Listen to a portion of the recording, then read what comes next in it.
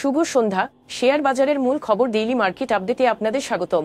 আজ ডিএসইর মূল সূচক ডিএসইএক্স 34.50 পয়েন্ট বা 0.60% হ্রাস পেয়ে 5,691 পয়েন্ট হয়েছে। বাজারে লেনদেনের পরিমাণ ছিল 870 কোটি টাকা, যা আগের দিনের তুলনায় 21.54% কম।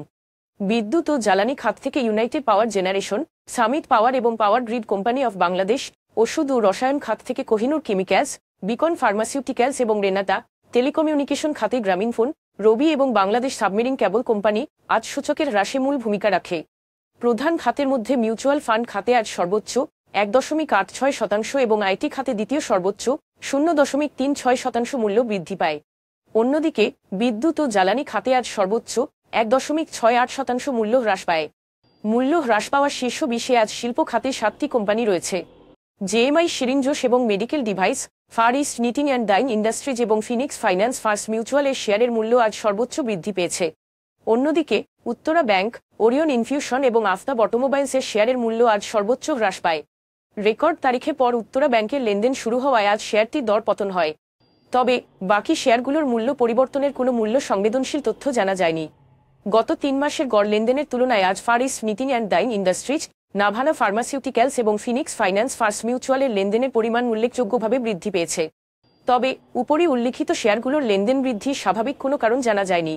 আজকের শীর্ষ দুটি সংবাদ। নতুন অর্থবছরের জন্য বার্ষিক উন্নয়ন কর্মসূচি প্রস্তুত করেছে পরিকল্পনা কমিশন। 2024-25 অর্থবছরের জন্য 2,65,000 কোটি টাকার উন্নয়ন বাজেট চূড়ান্ত করেছে কমিশন, যা চলতি অর্থবছরের 2,63,000 কোটি টাকা বা 0.76% বেশি। চলতি অর্থবছরের তুলনায় আগামী অর্থবছরের এডিপিতে শিক্ষা, স্বাস্থ্য এবং কৃষি খাতে বরাদ্দ কিছুটা বেড়েছে। সে তুলনায় পরিবহন ও যাতায়াত এবং বিদ্যুৎ ও জ্বালানি এই দুটি খাতকে সর্বোচ্চ অগ্রাধিকার দেওয়া হচ্ছে।